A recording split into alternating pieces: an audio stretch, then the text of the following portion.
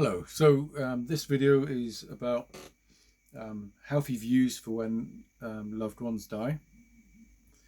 Um, Now, obviously, you're going to go through a lot of grief, and it's a very depressing time, and it can be unhinging and be very destructive towards your life. Um, and I think it's important for you to go through like a mourning phase. Um, in which you let your emotions um, have their time and they can be expressive. I think it's all part of the healing process. Like when you think about it, your subconscious, especially if they've become like someone that's there every day in your life, or that you've like known for most of your life, um, your brain is going to have a very hard time accepting that they no longer exist. I think people don't always consider what that your subconscious is the big is a big player in why it's gonna always feel like it's gonna feel new all the time. Um, for a certain period of time anyway. That realization, um, because like especially if you haven't seen them pass, you haven't seen them pass away, and it's your brain doesn't have proof. That it's like if you didn't have the funeral. Um, Whereas the evidence that someone even passed away to your subconscious, like your subconscious has to realize, and that's why I think like funerals are important. Also, this is not for everyone, but I think if there's a viewing of the body, then that's can be very important, for your brain to actually acknowledge it. It has evidence. Like it's not just about how you think and feel about it. It's like your subconscious can take that on board and perhaps settle things, and make you more stable in a sense. But I wouldn't underestimate what the subconscious needs to help deal with it. Um, um, Also, like I think considering, you know, if someone passes away, one of the things that they're not going to want is for their life to have ended up in your destruction. So if you allow destructive habits to form because someone's passed away, then that is a result of their life. That's become a part of their legacy now, and you do not want that. They wouldn't want that for you. Um, and you know, even if they have, even if they were someone who held very like unhealthy views and stuff, and like and so you could think no, but they would want me punished or something like that. I don't think most people will have that, but that will be for some people. Um, and they would want me to suffer. But you've got to remember that you think of them from an afterlife perspective, that um, they know better.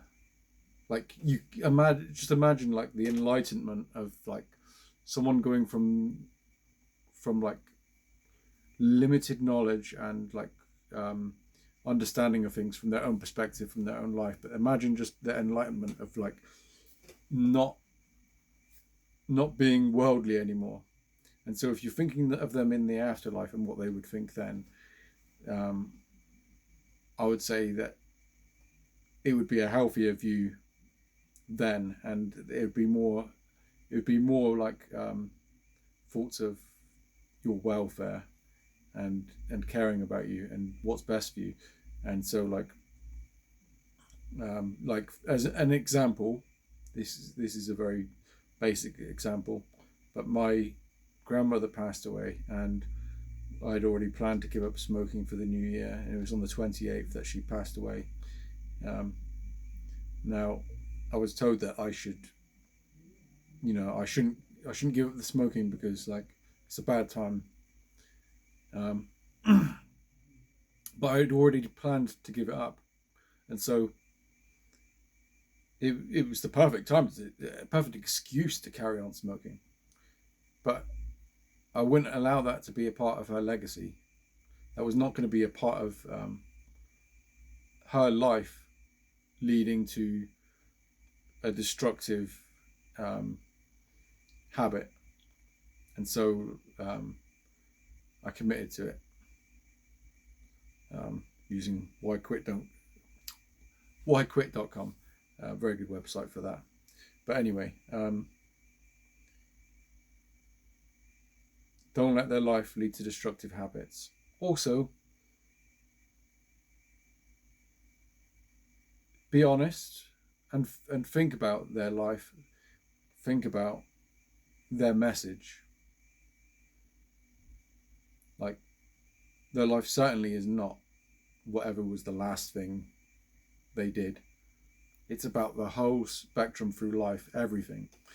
And that is how you view your life, not how they were at the end. That's just a recent memory and easier to remember because it's more recent. So your memory is going to have a bias towards like the last years. But remember it as the whole span. And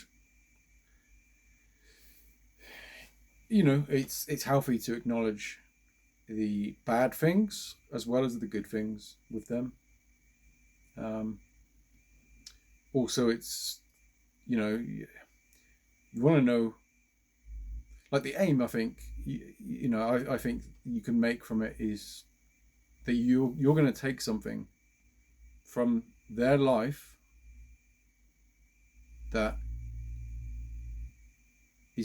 becomes part of your life, and so like it's a way of them like reverberating through time and still being here. Like their effect is still here because you've acknowledged something. Like often people will have like a message, something that's important to them, something they care about, and even when they pass away, you're that chance for that to be continued with being passed on. So like so really thinking through things that they've said, things that they find important, and thinking about how it, you're don't just like blindly agree with things that you wouldn't actually agree with, but just consider the importance of things, and that there is an importance deeper than you might have thought on the surface, and just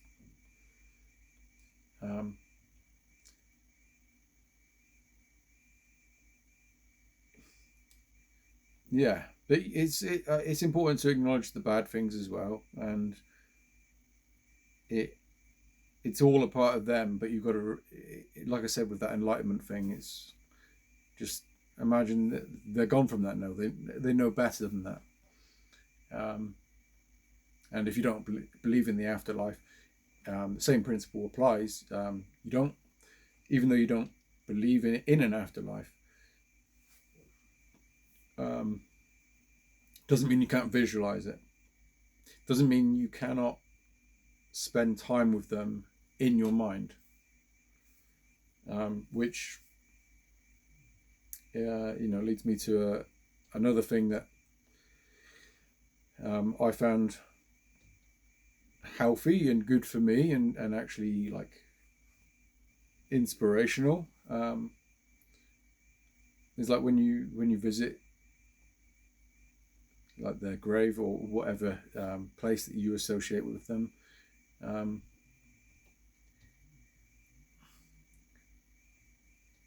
You can imagine that they're there with you.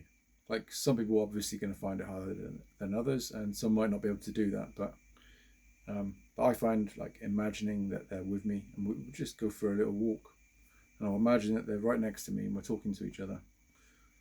And I'll tell them my problems, things that, knowing that they don't have these problems anymore. All their struggles are in the past. And being able to talk to them and like seeing their character come out, and you'll hear, I found that, I've heard some good advice back from doing that personally. And yeah, I treasure that time because it feels like I feel like I'm in their presence again. It's one of the best ways to get close to them after their death. But that's not the only way. I've also found poetry easy to underestimate, but I found it very, very potent, very, very important. It enabled me to feel very close to people that have passed away, by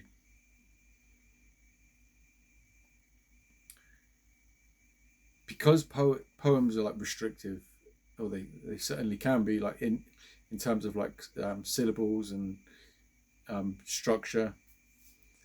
Creating a poem, doesn't have to be that sophisticated. You don't necessarily have to work with any like formal structure.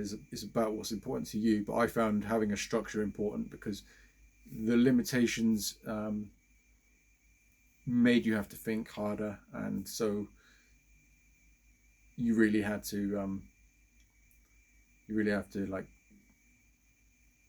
think so much deeper into it. But yeah, creating a poem, because you're trying to draw from every single aspect that you can possibly think of, like about their life, what was important. Then you prioritize, so you're writing down a list of all the things about them, from several different aspects of their life, and what their messages and everything, what was important to them, who they loved and stuff, everything, where they lived, what they loved doing, and you just kind of prioritize it. What was the most important, and like how many things on this list can I fit into a poem that, if it's limited, obviously you could do a poem however long you want and you wouldn't have that limitation, but you can also make it very limited, into like something like a sonnet, and then fitting all these into a very few sentences and certain syllable structure becomes very difficult, and you end up finding figurative language to use to tie it all together, which you'll know the meaning of, but other people listening to the poem won't necessarily. But you can create so many layers to it. But I found doing that, it was like spending a day with the person. This was not a 5-minute job. This was like a day or more. It depends on how you are at the time, or the person that you're writing about, and if there's some conflict.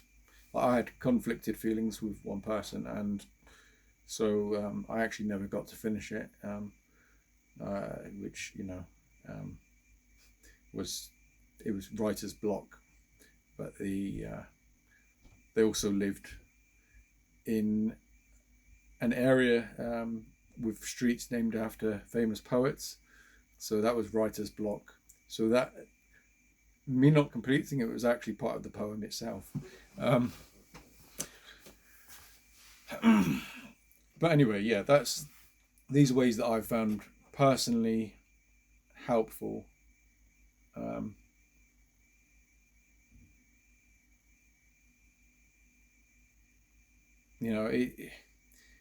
It's a very tough time, but you do have to keep in mind what they would want and what they would want for you. Like, consider the love that they've always like felt for you, and don't take on blame for things, like, because your brain will naturally make associations. Like, that is how the brain works. The brain's very terrible at finding correlations that should not be there. Like when coincidences happen and you think it's like something mystical has just happened, when actually it's just a coincidence, and it'd be a coincidence if no coincidences happened. So in that same way, your brain will actively find associations and ways to attach guilt to you, but you need to take a step back and you need to consider like reality, human nature, things that could not have not been any other way. Like, it's easy to look back and think about changes that we can make, but the thing is, that is all we have when it comes to making changes. We can only look back. What we've done up until now is the only result that ever could have happened, because you hadn't learned in a way that had stopped you from overcoming problems that led to the way that things were. And so all you can do now is you can like take that time to consider how you might change things, but you cannot change the past. The past was always going to happen. Accidents happen. People say things they don't mean. Like, at the end of the day, you know, even if you ended things, like the last words you had were negative, like if you knew each other, then one thing they would have known is that you do love them and that you care about them, even if you never said it. It doesn't matter. Like, people know. People know. Okay.